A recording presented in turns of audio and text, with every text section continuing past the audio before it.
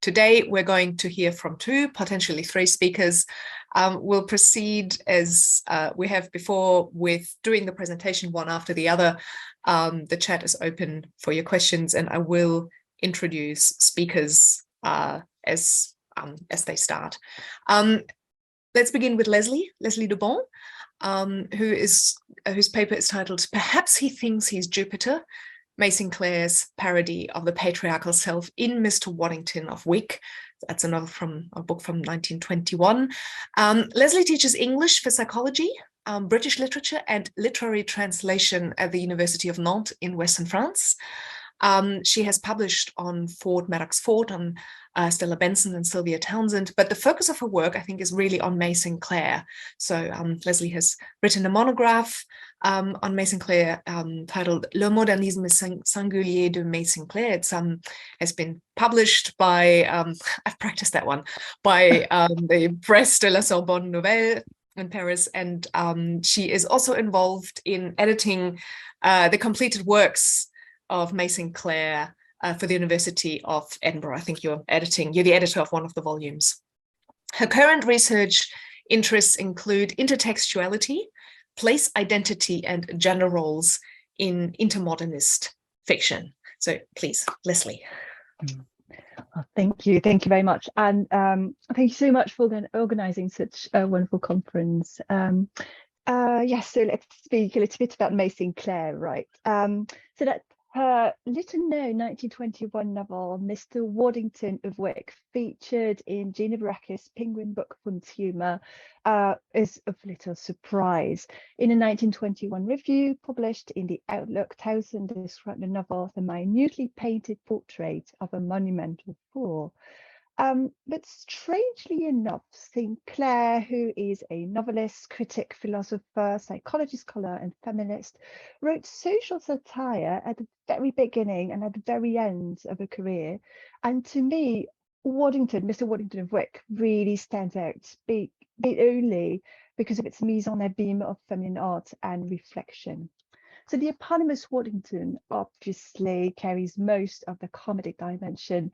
His ridiculous reactions and conceited relations to his wife Fanny, his son Horry, and his new secretary Barbara are depicted through an alternate set of details involving contradictions, contrasts, repetitions, and reversals. For instance, the text emphasis on Waddington's pride in his noble Roman nose, and there's a lovely sound effect there, is quickly undermined by the repeated mentions of his flamboyant canary waistcoat or his remarkable magenta pyjamas, suggesting pretense rather than elegance. But comedy also lies in the eyes of the subaltern beholders, as it is built on their perceptions of the eponymous protagonist. The playful dialogue between their keen sense of details and the overall farcical mood conveyed by Waddington's quirky, self-absorbed conduct is also political. As Barbara is hired to help Waddington write his terrible rambling through the Cotswolds, she becomes his ghostwriter and learns to imitate his inflated writing style and skillfully copy his self-centered confusion. As the novel's final line suggests, is going back to his mother to be made young again, Waddington is also such a tale of masculine insecurities, seen through a female gaze that seems to hesitate between cruel caricature and tender forgiveness. The book is probably less innovative than the Bildungsroman, but well, Sinclair's first biographer, T.M. Ball, called Waddington a comic masterpiece. And I think that in its own way, it sort of sheds light on Sinclair's experimentations with particular cases, i.e. with the new epistemology used by the psychoanalysis of the time that sought to explore whatever behaviour did not sort of fit in with some expected norms. It also represents ambiguous female characters who somehow wish they could rebel, but eventually fail to. So in this paper, although show that the novel sort of articulates a farcical satire of dominant masculinity with a bittersweet comedy of feminine helplessness, leading female characters to sort of reflect on their place, but also the play's role and influence of the stuffed paterfamilias, quote unquote, perhaps giving a feminist turn to Henri Bergson, whom Sinclair so repeatedly refers to in her essays, and whose famous essay on laughter posits the social life would become unsustainable without mockery. So let me first examine the combination of farce and satire in the novel, satirizing and mocking Waddington's appearances, his personality, along with his political beliefs, are means to expose patriarchy as a system. So starting with appearances, Waddington's posture and conflated ego is systematically mocked and satirized throughout the novel, from his choice of clothes to his country gentleman's version of manspreading. He was seated, heavily seated, with spread width and folded height. So quite logically, I mean, looks, appearances are important for what is expected of a man of a social class, but his choice of clothes is also systematically ridiculed. Barbara, come here. Fanny was staring, fascinated, full pairs of pyjamas spread out before her on the bed. Remarkable pyjamas with fierce magenta, full lightning and orange running about all over them. Good God, Fanny! You may well say, good God, what would you say if you'd got to... I'm not a nervous woman, but it's a mercy to get there 80 years ago, said Barbara, or Horry might have been born an idiot. Yellow waistcoat's all very well, said Fanny, but what can he have been thinking of? So, of course, Waddington had been thinking about his irresistible powers of seduction over Barbara, but the unclothed, his self-centeredness is also mocked. He can't get away from Wyck, can't get away from himself. His smile is egocentric and his ego lives in Wyck. He thinks he's rambling around the country, but he's really rambling round and round himself. All the time he's thinking about nothing but his blessed self. That must have been what Fanny meant. We're looking at his portrait and I wondered what he was thinking about. She said she used to wonder, and now she knew. Of course it's himself. It makes him look so absolutely solemn. So this sort of a self-centered, self-absorbed solemnity is another component of Waddington's personality that stands in sharp contrast with the reactions and responses he elicits. Throughout the novel's solemn Horatio repeatedly claims that he prides himself that he doesn't like jokes and cannot stand humour, as he is utterly unable to understand derision and thereby fails to see how ridiculous he is. So this sort of a dark humour is amusing for readers who laugh at his expense. And I think this relation to humour is clearly a part of the novel's programme or readers' enrolment strategy. Also, in terms of politics and social tradition, it also clearly debunks the figure of the country gentleman, appearing as a figure of the past that fails to understand the younger generation and virtually everyone around him. There are also interesting consequences in terms of gender politics and representation. Having a limited male character surrounded by conspicuous females is also interesting, I think. For example, Waddington also fails to see that Mrs. Levitt is manipulating him, as he sees her demands, extortions really, as expression of romantic interest. As a result, he appears a character that's unequipped to deal with anything beyond codified manners or the social game, a phrase I borrow from Wolf's sketch of the past. But if his sort of self-absorbed blindness is ridiculous, Waddington also comes out as a potentially dangerous man. And I think the novel's satirical mockeries need also means to negotiate with this danger, hence the shift to satire. As Sinclair depicts him as a potential sexual predator who is unable to understand the concept of consent, as this is the case in the following extract, which follows a scene of sedation, of paralysis, where Barbara is astonished as his declaration of love and compares his kisses to a vacuum cleaner. So just trigger warning, the next scene describes unwanted kisses and embrace. So if this makes you uncomfortable, please mute me for the next 45 seconds also. The states lasted for one instant. The next she was in his arms, his mouth was thrust out and the big rough moustache was running over her face, like when she pressed her hands hard against a canary yellow waistcoat, pushing him off. Her mind disengaged itself in the struggle and reported, like a vacuum cleaner. That was it, vacuum cleaner. He gave back. There was no evil violence in him. She got on her feet. How could you? She cried. How could you be such a perfect pig? No, no, no, you little spitfire.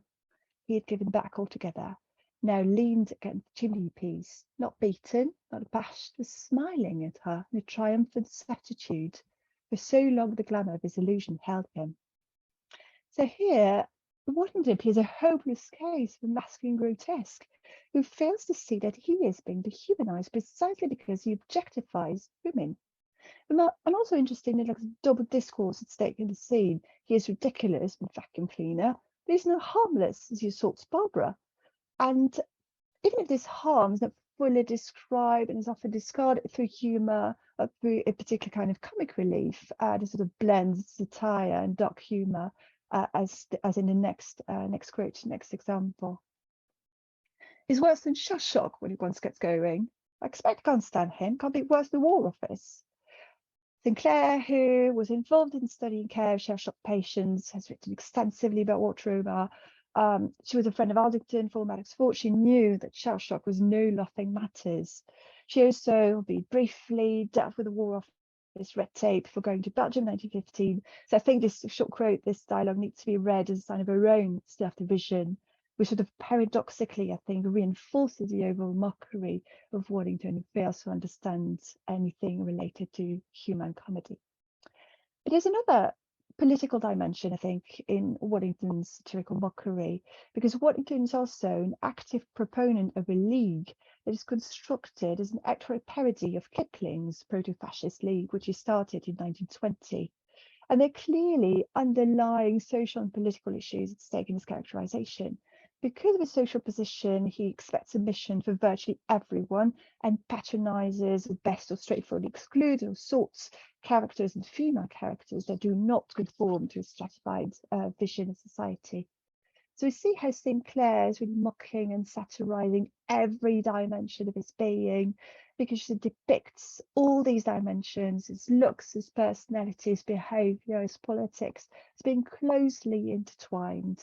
They are like different aspects of the patriarchal system that Sinclair, through Barbara, tries to parody and caricature, even if, as we shall now see, this parody also induces doubt, self-reflexive doubt in Barbara and in other secondary female characters. So in that respect, there's also dialectics of incorporation and distance. Developing masculine grotesque depicted through female gaze already a rather innovative move, but I think equally interesting is Waddington's language, which is engaged in an endless dialogue with parody.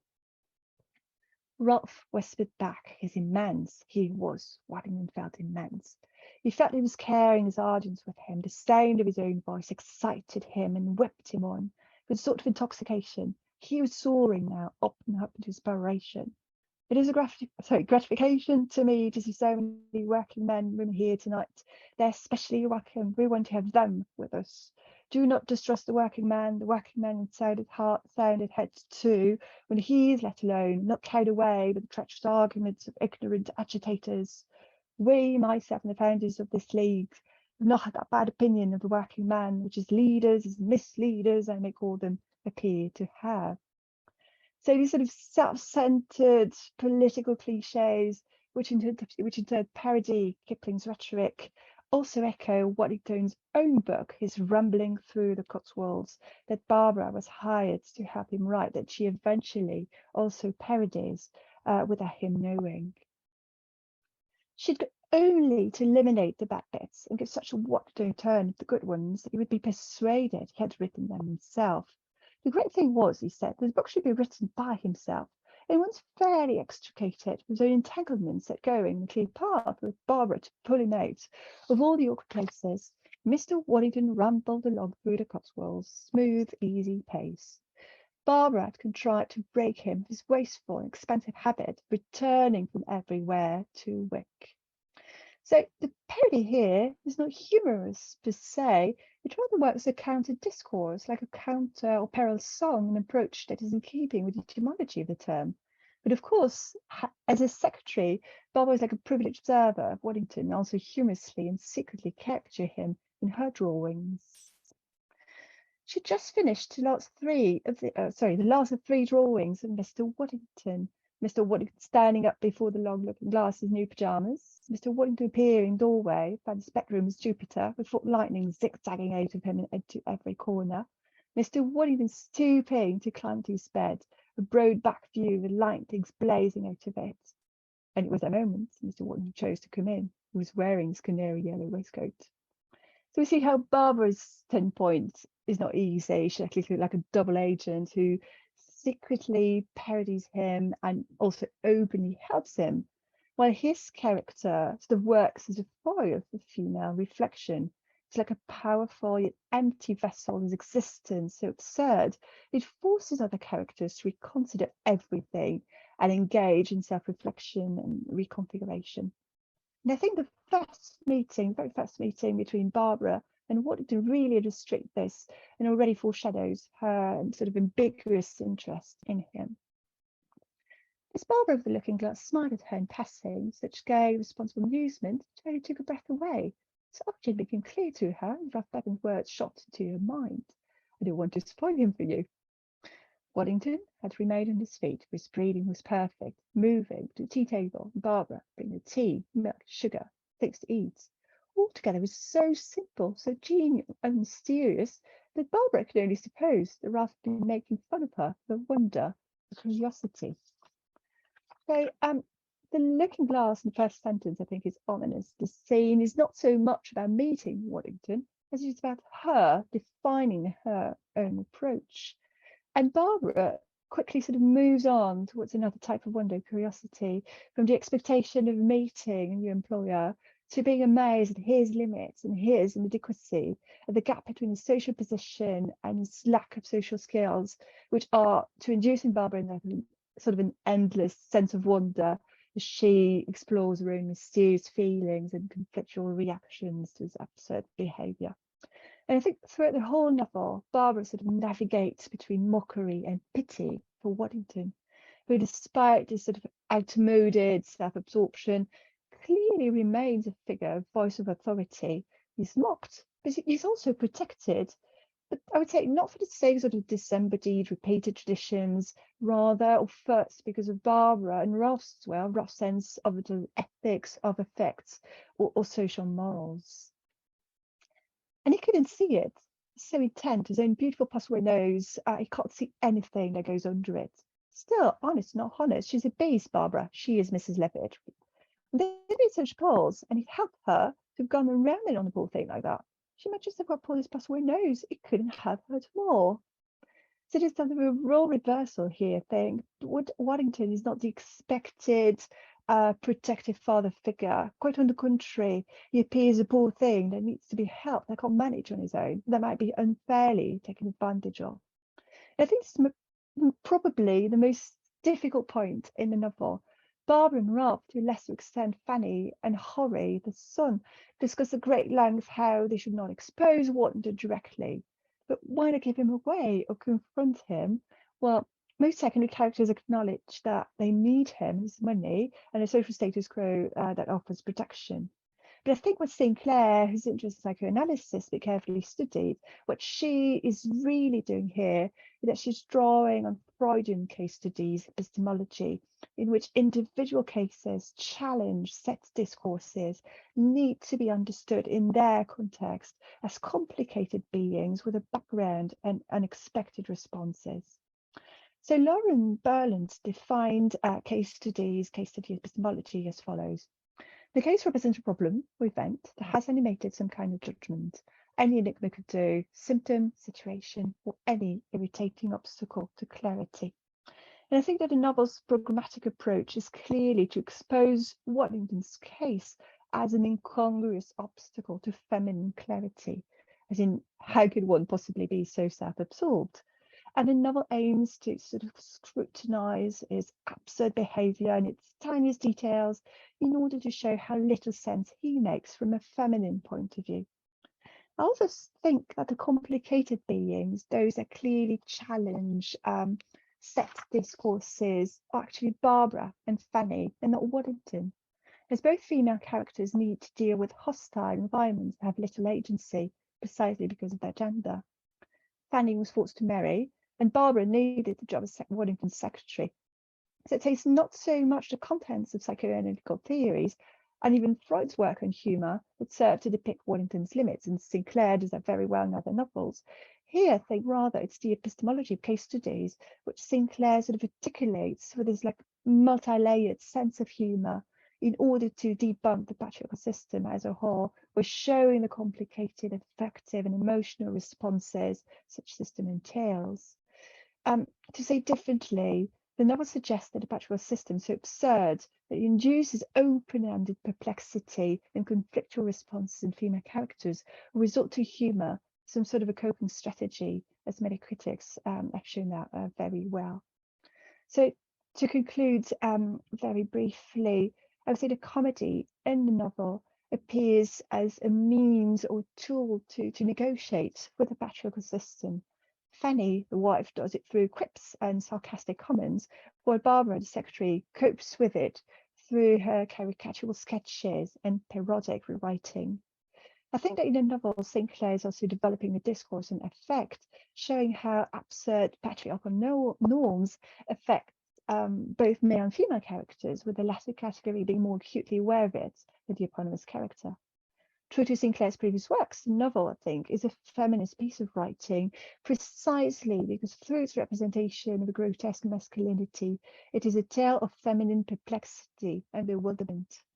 Beyond the combination of the farcical and satirical modes, the text is a prompt for feminine and feminist questions and reconfigurations, which do not quite happen within the diegesis. The patriarchal order is rarely challenged, but which we see here, secretly conveyed through Barbara's drawings and through her enjoyment of the perpetual spectacle he made. There's through feminine artistic freedom, a value that Sinclair's totally defended throughout her writing career. Thank you very much. Wow. Well, thank you very much, Leslie. That was, my God, I've got my brain going off in 5 different directions at once. It was so interesting. Thank you. Really appreciate it. We'll keep our questions for the end, although I'm sure I'm not the only one who has questions.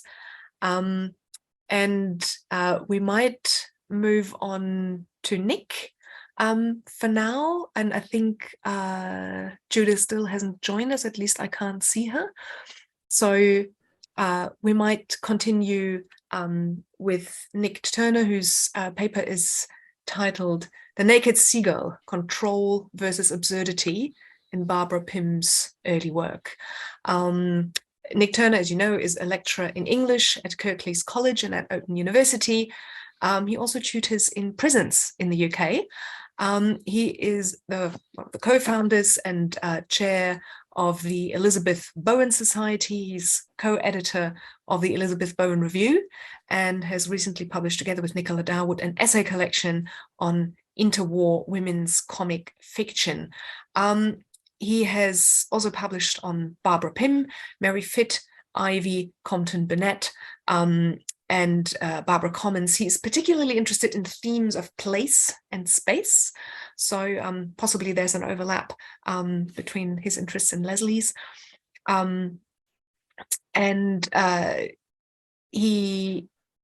Place and space will also be the focus of a new essay collection, incredibly prolific new essay collection coming out in 2023. Many of you might also know him because he's the founder of a very wonderful Facebook group called Undervalued British Women Novelists from 1930s to 1960. And I'm sure many of us are following Nick's group on Facebook. Nick. Hi. I always end up putting too much for that. I have to say, lots of those things have been done over a long period of time and a long time ago. Lot of things, so yeah. That's a long. But in contrast with all that, I'm perhaps I'm going to say deliberately offering something quite light really now. So I'm sort of saying this is leading us into the comedy and cocktails hour, because this paper and some of the questions here are so big that as much as anything, I'm going to share some what I think are lovely, funny extracts and some of my ideas about them from Barbara Pym and put it out there really. But anyway, I will start my paper without further ado. Okay, so this is obviously a presentation on the fiction of Barbara Pym, who I could spend hours talking about really. Barbara Pym is my favorite writer, and I have a kind of relationship with Barbara Pym. I think I'm actually using the word relationship deliberately here to a point where another big fans of Barbara Pym have said that we will go so far as to say it's quite hard to imagine life without Barbara Pym in it. I will put myself out there and use that obsessive term about a writer that writes about obsessions herself. There's a really strong cultish appeal to Pym's fiction in the UK. And it seems to be in the USA even more, perhaps. The Barbara Pym Society is huge. There may be people here that have never read Barbara Pym, people here that have. Very often people that like Barbara Pym do have this kind of obsessive thing where they will read all the novels every year or every 2 years. I've probably read them all 10 times each, or even more. And for that reason, it's quite difficult to think about Barbara Pym critically and analytically sometimes. And I've also been aware that while I'm preparing this and listening to some of the other papers, what I'm not presenting is anything consciously about a gendered or a politicized argument. Nonetheless, there are those messages in there, and the subtlety and the ambiguity is really the whole point. I might use words like middlebrow occasionally. Now, I have some lovely notes I'm just turning to here. They're never where they want to be. Preparing the starter slide there, I did come away afterwards thinking it all looks rather kind of childish. And then I thought, well, perhaps that's a happy accident, because if we look at the covers of the recent Barbara Pym editions there, and this is the one I'm using today, that's how Barbara Pym's work is now being presented to the public as comic fiction, but perhaps there is something rather childish about it. And this kind of diminishing or patronizing, of course, is a bigger question that's been the fate of many women writers, or many women popular writers anyway. And if you're not aware of them, it's worth having a Google at modern editions of Virago classics to see how they've changed. And because the theme of today is comedy, my partner did remark at the picture on the top left that although it is a nice picture of Barbara Pym and a cat, it does look like she's trying to strangle it. And perhaps kind of hidden tension or hidden anger is something we can always think about with Pym's work, and something I'm going to draw on today. And I will just mention the endorsement from Anne Tyler here on the cover. Barbara Pym is the rarest of treasures. She reminds us of the heartbreaking silliness of everyday life. Anne Tyler was a contemporary writer, has, I think, got some parallels with Barbara Pym in her focus on the domestic, the comic and the tragic together. And Tyler herself has linked Jane Austen, Elizabeth Bowen, and Barbara Pym together as what she calls soul sisters. Okay. So very briefly, if Barbara Pym and her life and the movement she works within are new to you, I'll mention the works in a moment. She wasn't published until 1950. So what I'm going to be looking at in a moment is some extracts from work that was written between 1936 and 1950, but not published, most of them till after her death. Placing her within comic modes, we would use words like realist fiction, the realist novel, high comedy, comedy of manners, and social comedy, middlebrow and domestic comedy. And I'm very conscious of high comedy. We would perhaps think of a tradition starting with Sheridan, as well as those words, also novelists. Now, Austen's been mentioned a lot today, and Austen as a kind of goddess in writing for Barbara Pym is very much the case, but also Victorian novelists like Anthony Trollope and Elizabeth Gaskell. These are the traditions that Barbara Pym is consciously working within, and that people identify her with. The idea of her also as a kind of comforting or a nice novelist is an important one, although not something that has necessarily been helpful for her reputation. It's true that Barbara Pym is a very light and an easy read, but it's also that very difficult thing of being light, easy, but also intelligent and sometimes profound at the same time. It's very hard to define her work, and some of the most useful things have admitted this. John Bailey saying, it's the only way you can define it is that it's new and different, like a new flavour or a new smell. Or it's also the play of consciousness against a recognizable world. There have been some recent controversies, which I won't mention now, but perhaps save till later as a tease, revealed in Paula Byrne's recent biography, The Adventures of Miss Barbara Pym, but which in helpful ways have kind of changed the rather sanitized image that we've had of Barbara Pym in the past. Slightly random image there, but I'm deliberately going for randomness. It was an automatic slide suggestion for some time. Gazelle, I thought, why not let's have an African scene there. And one of the themes in Pym's fiction is anthropology, for the only reason that she was the editor of the journal Africa, an anthropological journal. She had no interest, it would seem, in Africa, but she was interested in the people who wrote about it and their oddities. And these are the works that I'm going to be quoting from today: Civil to Strangers, Gervais and Flora, Homefront novel, which were fragments and incomplete, Crampton Hobnet and Some Tame Gazelle, Crampton Hobnet published after her death, and Some Tame Gazelle, her first published novel. So at this point, we have an extract, now quite a long extract, and I will probably have too much today, so I won't get around to everything. The intention at the beginning of this, really, as I said, wasn't really anything particularly gendered or politicized. I'll read this to you, and perhaps 50% of the audience will find this really funny and 50% won't. And I'll offer some observations in a moment, but I think the text will speak for itself. Now here, Gervais, the main character, begins an academic post in Finland and goes to visit the accommodation where he will be living. "Come in," shouted an emphatic guttural voice at last. Gervais went in. He found himself in a vast, high-ceilinged room. The walls were bare except for an elaborate piece of tapestry hanging on one of them, and there was a great deal of furniture scattered about. A low fender seat, a large round table, several chairs, and a massive chest, all carved with designs of flowers, birds, and animals.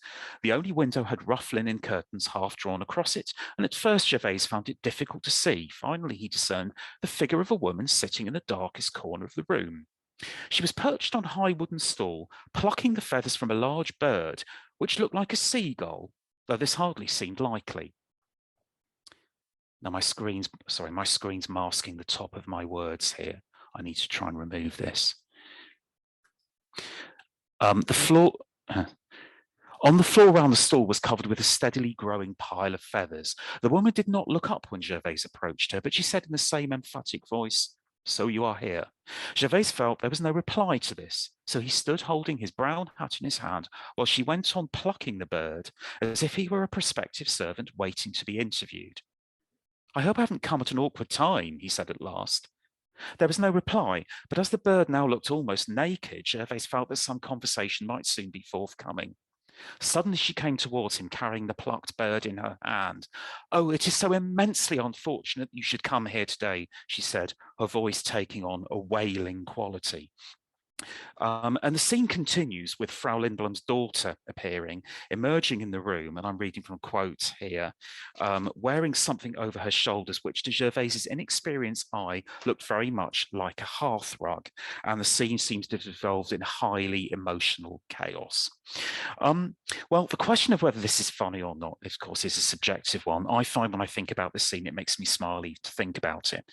And of course, it's very true that thinking about comedy can spoil it. Well, what is really going on here? I think, in short, it's a strange tension. And it's a tension between highly objective, detailed reporting, which is why I read everything through about the furniture, within a strongly realist framework, qualified with detail, and in balance, the absurdity and the eccentricity of the scene. And of course, there's anthropomorphism here, but in the term of the naked bird, which is a symbol of the absurdity, but it seems to be something more than that. And this tension between eccentricity, absurdity, wildness, and high emotion, and a distant ironic detachment is something which seems to come from Barbara Pym herself, and which is going to be manifested in all her fiction.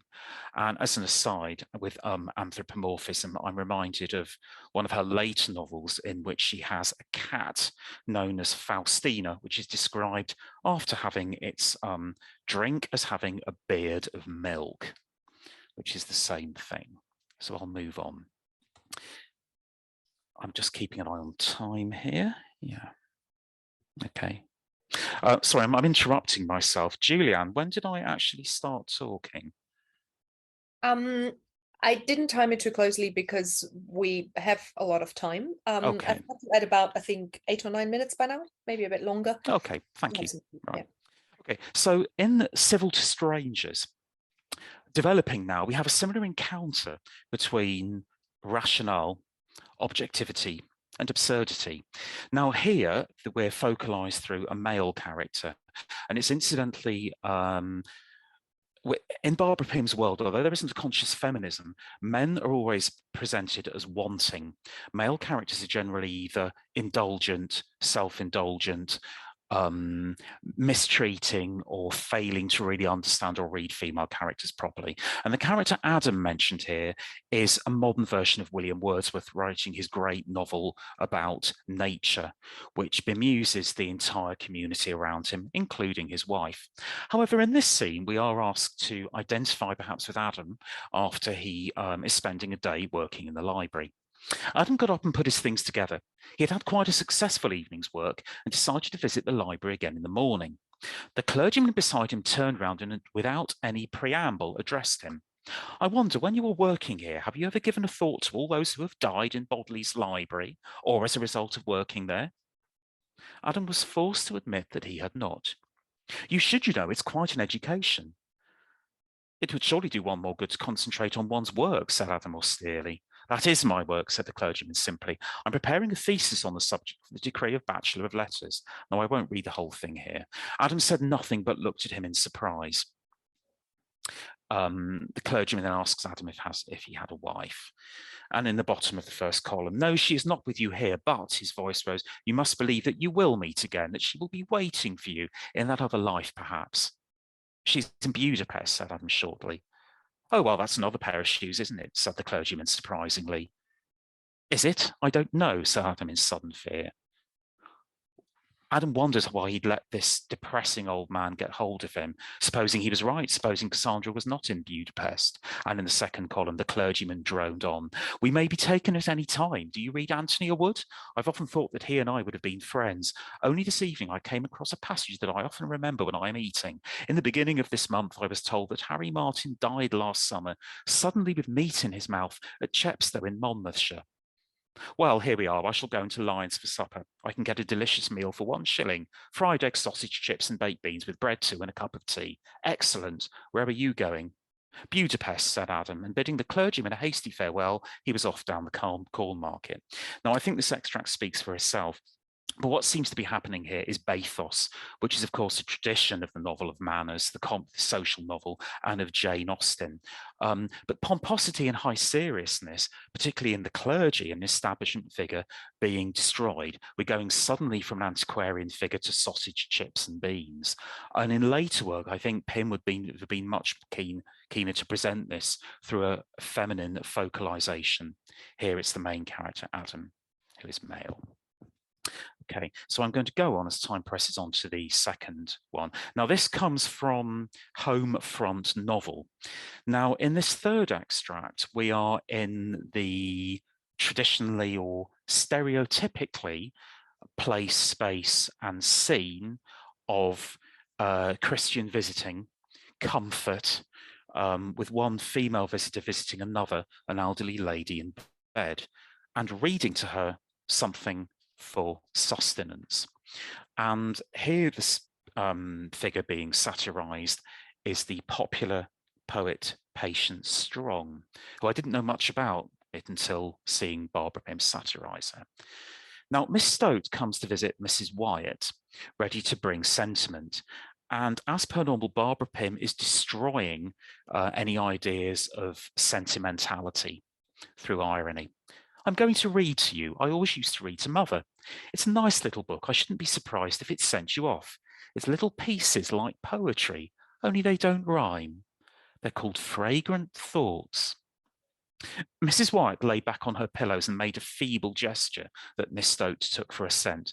Miss Stoat opened the book with its pale yellow cover and began to read. She read Helping Each Other, Patience, and Tea by the Fireside in her mincing voice. Mrs. Wyatt groaned faintly. "Catkins," announced Mrs. Wyatt in a high, rather surprised tone. "Have you seen the golden catkins, the dainty fairy bells, ringing in the springtime in the shady woods and dells? Each catkin has a message of hope for you and me." And this is immediately interrupted by Mrs. Wyatt saying that she wants to go to the lavatory. So once again, we're brought crashing back down to earth. Okay, now moving on to Crampton Hodnet, with its deliciously comic and deliberately heavy name. Here we have a marriage proposal that goes wrong, which seems to be inspired by the failed proposal of Mr. Collins to Elizabeth in Pride and Prejudice. Now, this signalling, and I wouldn't go so far as to say rewriting, but evoking of a canonical comic scene in a female tradition is something that Pym would not do so consciously later. So my interest here is the tradition of the novel of manners, the tradition of Austen, but also the position of male and female, and how rejection, or in the case of Elizabeth in Pride and Prejudice, becomes something even more absurd. Now, I'm just hesitating for a moment here because I need to try and move the bar across, which, sorry, I'm doing a kind of stream of consciousness here.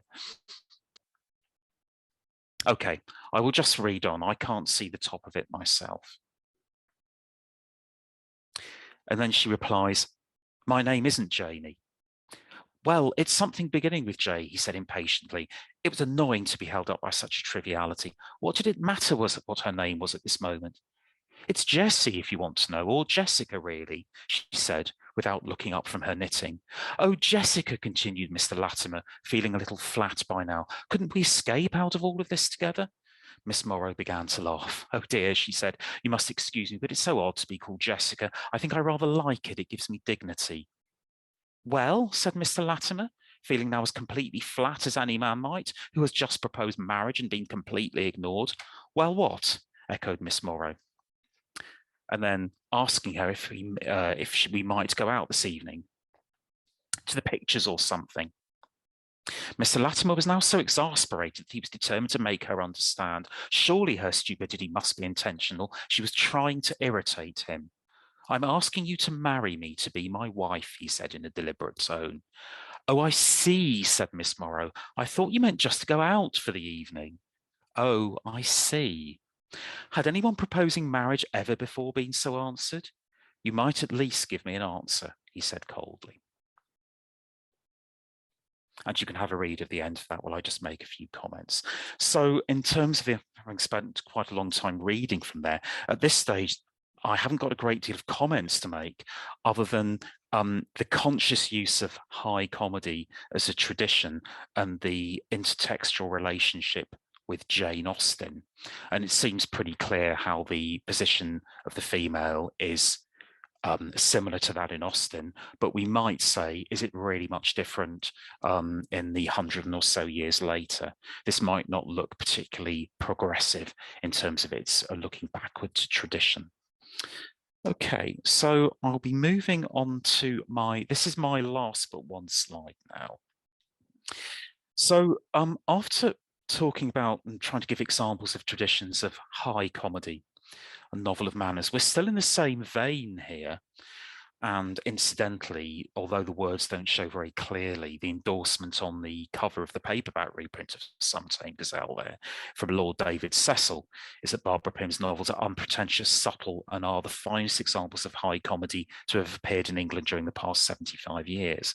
We're taking on a different mode, the mode of the domestic comedy, and continuing points that things we've already seen Pym see about a feminine space. Now, Pym begins here through the viewpoint of Belinda, the main character, who was subtly based on herself by quoting the Victorian hymn by John Keble. And she thinks of the words, "The trivial round, the common task. Did it furnish quite all we needed to ask? Had Keble really understood? Sometimes one almost doubted it. Belinda imagined him writing the lines in a Gothic study, panelled in pitch pine and well dusted that morning by an efficient servant. Not at all the same thing as standing at the sink with an aching back and hands plunged into the washing up water. Once again, bathos, which is something we're familiar with, is nothing new, is to the fore. But what is being highlighted once again is gap, the gap between the male and the female. The problem, of course, here is that any protest, if there is any, is very mild. It's really a sense of the ridiculousness and the gap. And there's no sense in these novels that the social order particularly needs to change. We might say it's a wry complaint. So I'm just going to move forward onto the last slide now. So the conclusions would be, from where I'm up to, that you can place Barbara Pym's work within the middle brow conservative novel. And if there is any kind of attack, and that's a word to use in inverted commas, it comes from within, writing from within that realm. There are some allusions in style, which I didn't have time to point out, to the work of Ivy Compton Burnett, but we're also seeing the domestic novel, the feminine space and its value. I want you to think more about this equilibrium between absurdity and irony, which I'll just say a closing note about at the moment, this balance. Anarchy, well, anarchy with a question mark. We're never going to go as far as that. An anarchic moment, an anarchic thought, because the solid social structure of church, family, and nation remains. And as final points, and you'll be wanting about that slightly peculiar picture there, I think of two things. In a later Pym novel, when a character whose viewpoint we're seeing is described as colliding suddenly and almost nightmarishly in an underground train with a nun who was smiling in a rather frightening way. And again in her novel No Fond Return of Love, when the principal character Dulcie reflects on her position as a friend of Viola, she imagines herself sitting quietly as a kind of confidant, like a character in a play by Racine, for example, knitting peacefully, or rather in a kind of frenzy, but with a satisfaction of seeing a sleeve grow. So it's as if how the peaceful, stereotypically feminine act of knitting will suddenly explode into wildness, frenzy, or colliding with a nun in the underground. Those moments are only moments, the moments of the naked seagull, as we might call it. But those absurd moments are there. Now, the fact that they're trapped within what might seem a conservative, middle brow, ironic discourse shouldn't diminish their value. Okay, and that's the end. Thanks. Wow. Thank you so much, Nick. That was fantastic. Sorry if I was a bit too long there. No, all good, all good. And I mean, I would have loved to hear more. I would have loved to keep listening, of course. Thank you very much to both presenters. I think there's so many correspondences and so many ways in which the papers talk to each other. I can see sort of people were sort of thinking along, putting things into the chat. I'm just going to open it. Does anybody have a question, a comment? I certainly have some. Well, in that case, I might ruthlessly take the stage and ask all my own questions and make all my own comments. The thing, I mean, there was so much going on.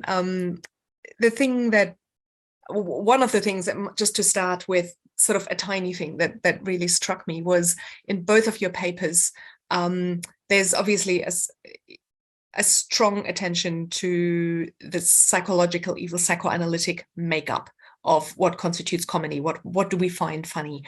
And what I was struck by was that you were both talking about watching, about being watched, about the uncomfortableness that sort of sits within that, about the intimacy and sort of the potential of sort of an absurd moment of being caught out, of mirrors, of being drawn, of caricature.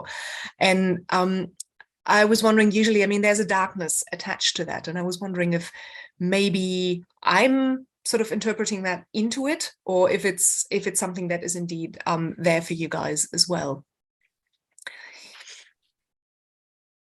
Yeah. It's a question for both of you. Yeah. So basically, so in short, watching, distance, and being watched. Yeah, it is something that is made. It is funny, but it is also uncomfortable. Yes. I've gone a bit sort of blank, really, other than saying something I've said before. I might need to have another think about that, really. Not at all. Leslie. I might just be making up, or maybe it speaks to Leslie. I'm not sure. I mean, certainly, certainly in Barbara Pym's work, the mode is quite close to almost stalking, really, and that's what Barbara Pym was I think she would have to be very careful if she was alive today, because she became fascinated with people and then followed them around, really, and they became part of her stories. But she was also aware of this and aware of characters that were watching other characters. Mm.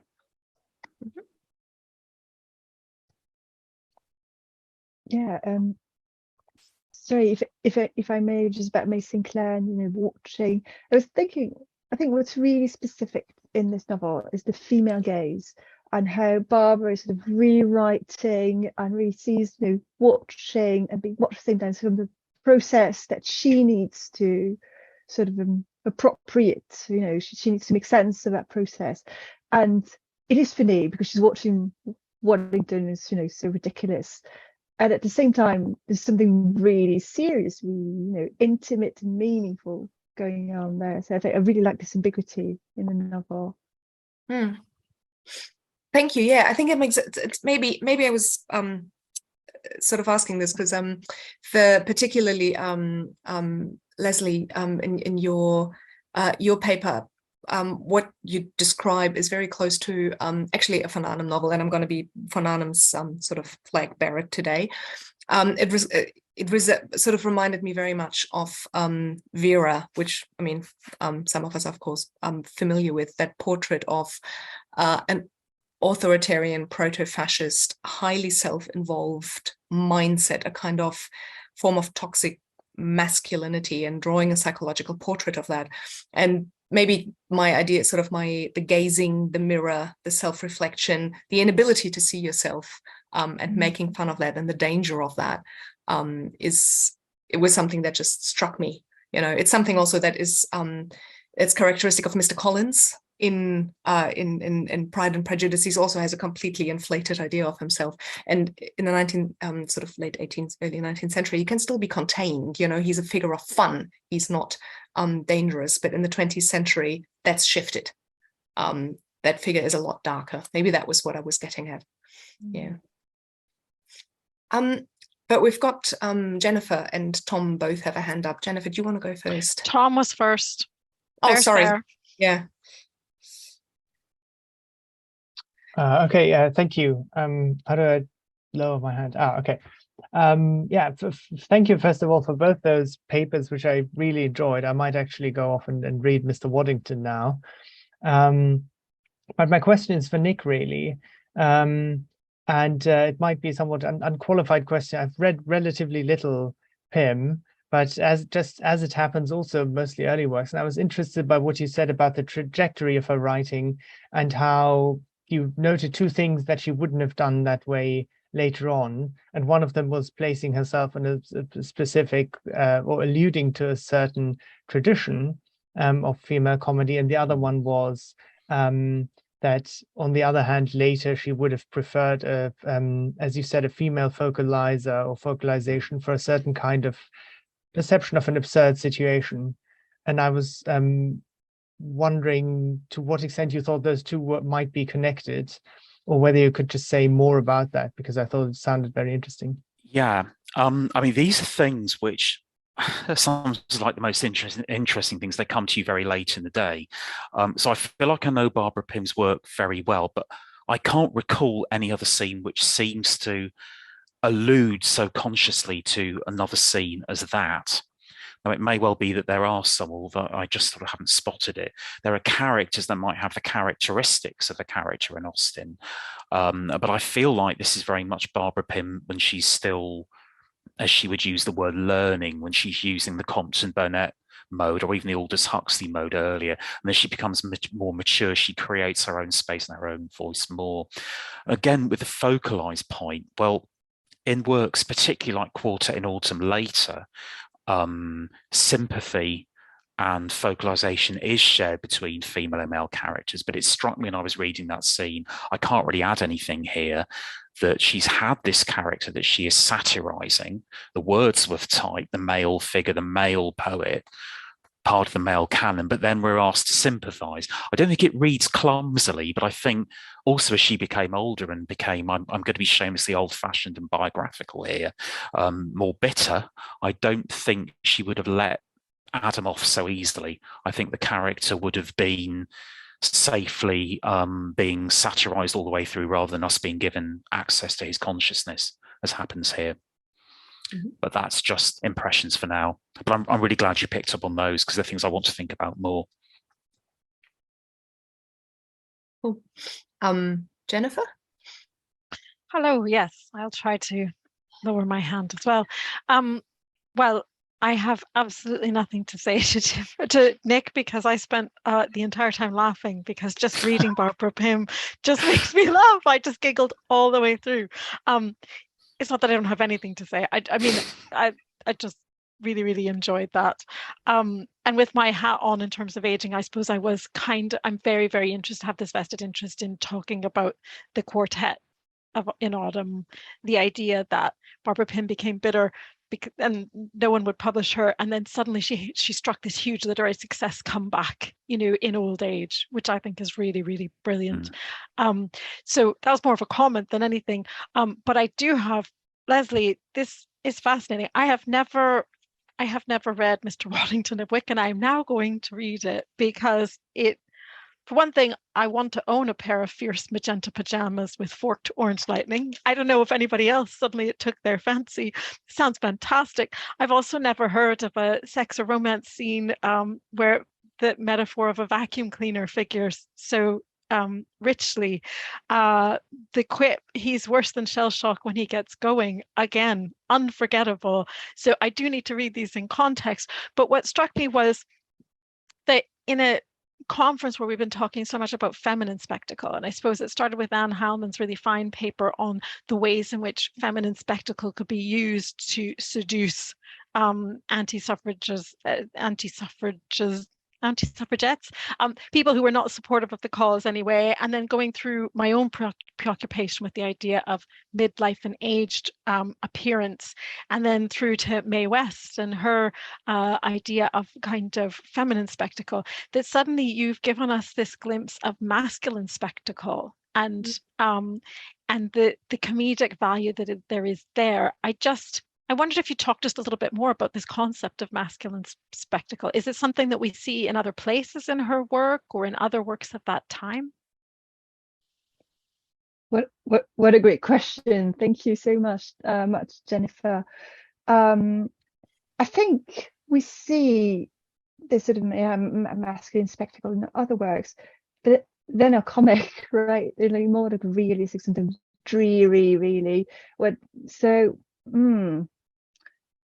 Because I'm thinking of other sort of satirical or like social satires that I showed in one of the first slides, and I think the only other work where this is at stake is the Rector of Wyck, and it's like a variation of Mr. Waddington of Wyck, where we have the clergyman, really resembles Waddington in some way, but there's religion at stake, and I don't want to spoil it for you, but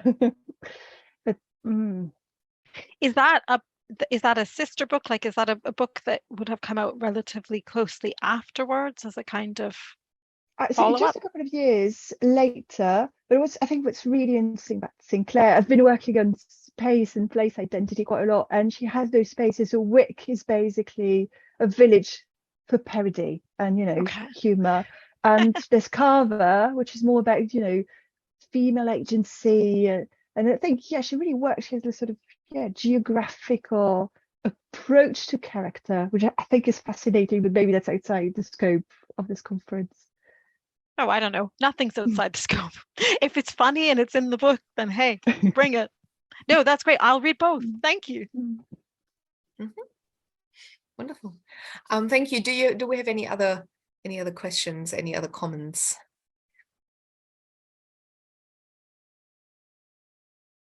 No. Well, we're getting to a point where it is being a bit of a long day, but then maybe I'll just sort of wrap it up for now and sort of say that what I found remarkable was that even sort of throughout the day today, and unfortunately I couldn't be there yesterday, but some of the themes that seem to be recurring, in your paper, Leslie, you know, the idea that you can just talk about what's essentially something like sexual trauma through comedy, make light of it, make fun of it, put it in plain view for what it is. I mean, it's openly compared to shell shock, and nobody will, and make it possible through humor. Same thing, you know, with that sense of male hubris and male, what would you say, the male spectacle, you know, that idea of a completely pompous man proposing to a woman, and she can just debunk him completely by willfully misunderstanding the proposal. You know, oh, I thought you want to go to the movies. That's all that needs to be said. Humor becomes a very economical way of debunking things. I think that's really beautiful. And yeah, we didn't, I mean, one of the new things that came up for me in these papers was sort of a focus on the absurd that we didn't quite have so much. And I think, Leslie, your paper, or at least not in the papers that I was present before, and I think your paper speaks to the absurd as well, in the sense that magenta pajamas with flame patterns are possible, I believe, yet they are unlikely, put it that way. I've just would like to thank you all, would like to thank you both, and thanks to all the wonderful questions and the wonderful comments that we've had. I think we're taking a bit of a break, and then we'll reconvene for cocktails. Yeah, cocktails, or as we said before, cup of tea, depending on where you are in the world. And I hope to see you all again in, how much time do we have? Half an hour roughly, or a bit more. Do we want to start earlier? Do we stick to our original schedule? I'm asking Jennifer and Noreen.